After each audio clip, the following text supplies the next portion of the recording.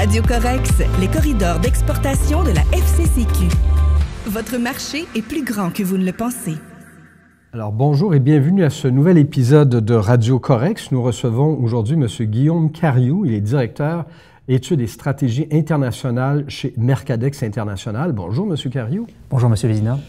Nous allons parler de la façon dont on peut établir sa présence aux États-Unis. Quelle sorte de stratégie on devrait adopter quand on veut se faire valoir. Mais dans un premier temps, j'aimerais que vous nous rappeliez ce que fait Mercadex International. Dans quel domaine d'activité agissez-vous? Alors, on est une entreprise de services conseils et on fait de l'accompagnement d'entreprises sur les marchés étrangers. Et nous, on travaille précisément à développer des stratégies de commercialisation, des stratégies marketing pour que les entreprises puissent avoir des courants d'affaires durables. Donc, on est présent à Montréal, on a aussi maintenant un bureau à Paris et on travaille avec différentes firmes pour pouvoir les positionner sur les marchés étrangers. Alors, quand on décide d'y aller et qu'on a l'impression qu'on a le bon produit, le bon service, la bonne marchandise, mais encore faut-il se faire connaître, se faire valoir, être capable de percer ces marchés. Et là, il y a toute une stratégie de mise en marché qu'il faut établir. Et du côté des États-Unis, il y a toujours des particularités, même si c'est nos voisins immédiats. Alors, comment vous voyez l'évolution ces dernières années? Qu'est-ce qui semble le mieux fonctionner? Tout d'abord, il y a une question d'identification de partenaires. Donc, trouver des partenaires d'affaires sur les marchés étrangers, puis en Nouvelle-Angleterre, ça a beau être à proximité, c'est pas quelque chose de facile. Donc, quand on décide, par exemple, de vouloir identifier des agents manufacturiers ou alors des distributeurs, encore faut-il les trouver, puis ensuite les qualifier, vérifier si ce sont des personnes avec lesquelles on est en mesure de faire affaire ou non. Donc, ça, c'est la première étape, c'est de trouver ces partenaires, ces vis-à-vis éventuels. Exactement. C'est déjà de les trouver, ça peut être au sein d'associations professionnelles, ça peut être au sein de certains regroupements qu'on peut trouver sur le terrain. Et puis, c'est la première étape, la plupart du temps, en effet. Et par la suite, une fois qu'on établit ce qui sera éventuellement son réseau immédiat, vers quoi doit-on aller? Est-ce qu'il faut d'abord savoir, finalement, si le marché est prêt à accepter ce que l'on offre, mais il faut se faire connaître. On n'arrive pas de but en blanc. Absolument. Et ce qu'on voit en ce moment, notamment aux États-Unis, c'est qu'il y a beaucoup de changements sur les moyens pour se faire connaître. Pendant des années, on orientait les entreprises vers des foires commerciales, des salons où on se rendait physiquement pour faire de la promotion de produits.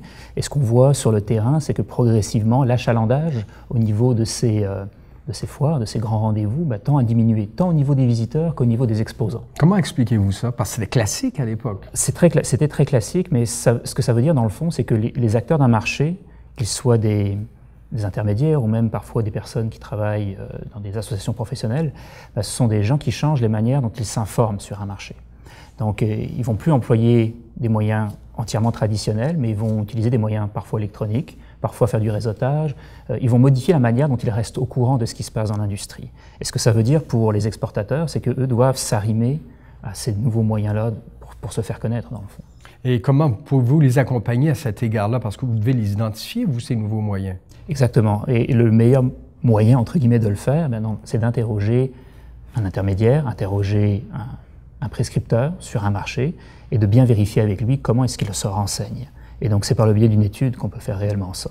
Oui, on va savoir avec lui quels sont les processus d'achat en cours, quels sont les critères d'achat, quels sont les concurrents qu'on peut rencontrer, évidemment, mais il faut s'informer de manière très, très précise sur la manière dont ces gens restent au courant de leur industrie. Et j'imagine que l'achalandage, enfin, le trafic sur le web doit jouer un grand rôle maintenant.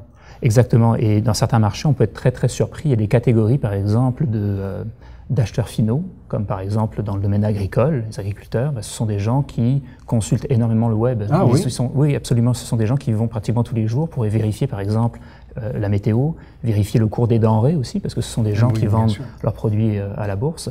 Donc, en trouvant les endroits que consultent ces personnes, on peut bâtir une stratégie pour augmenter sa visibilité. Et dire, par ailleurs, si vous avez besoin de tel service, nous sommes là en renfort aux besoins. Exactement. C'est le genre de travail. Il faut bâtir un message, il faut connaître les critères d'achat et connaître les clous sur lesquels on va frapper pour pouvoir bâtir une stratégie efficace auprès de ce genre d'auditoire-là. Alors, ça n'a pas l'air évident quand même, parce que, je le dis, ça doit être juste à côté, il y a des façons de faire différentes, il doit y avoir des difficultés, des écueils sur lesquels on risque de se buter. Oui, tout à fait. Ça peut être par exemple en termes de time to market. On est habitué à vendre à une certaine vitesse au Québec ou en Ontario ou sur différentes provinces canadiennes. Puis aux États-Unis, le degré de réactivité par rapport à certains prospects peut être très augmenté. Donc il faut toujours penser au fait qu'on est à distance et il y a des gens qui exigent des réponses la journée même. Donc est-ce qu'on est prêt à gérer ce genre de délai-là? Donc ça demande une certaine réactivité de la part des exportateurs. Il y en a qui s'en sortent très très bien évidemment, mais c'est ça, il y a un effet d'apprentissage. Et est-ce que vous avez noté au fil du temps, puisque vous les accompagnez, ces entreprises-là, qu'elles sont plus futées maintenant, qu'elles sont plus aiguisées à ce genre d'obligations-là qu'il faut rencontrer, alors qu'auparavant, il y a des gens qui pouvaient y aller en toute naïveté et sans trop se rendre compte de ça, dans quoi ils s'embarquaient? Déjà, on voit que avant de commencer à se déplacer, on voit que les exportateurs commencent réellement à faire leur devoir. Donc, ils font une recherche, ils essayent d'identifier déjà des partenaires d'affaires potentiels avant de faire n'importe quel déplacement. Puis c'est tout à fait louable comme solution, déjà au départ. Parce qu'on ne peut pas débarquer de but en blanc. Là, ça se fait pas, ça se fait plus, on va le dire très clairement. C'est pas vraiment une approche qui est à retenir, évidemment. Et de façon générale, puis je vous demanderai de conclure là-dessus, vous êtes vous êtes plus que des témoins, vous êtes des accompagnateurs, mais est-ce que vous voyez une intensification d'activité des gens d'ici vers les marchés du Nord-Est actuels? Oui, c'est très clair. Il y a eu un recul, évidemment, qui était relié à la crise aux États-Unis il y a plusieurs années, et on voit un retour. On voit même des gens qui ont été présents dans les années 2000 et puis qui retournent aux États-Unis, notamment dans les produits de construction. C'est très, très clair. En ce moment, c'est un domaine qui se porte très, très bien du côté américain. Donc, on voit des entreprises québécoises qui se repositionnent sur ce marché-là, très clairement. En leur souhaitant la meilleure des chances et en vous remerciant beaucoup d'être venu nous fournir ces éclaircissements, Guillaume Cariou, qui est directeur études et stratégies internationales chez Mercadex International. Merci et à la prochaine. Merci. Au revoir. Radio Corex, les corridors d'exportation de la FCCQ. Votre marché est plus grand que vous ne le pensez.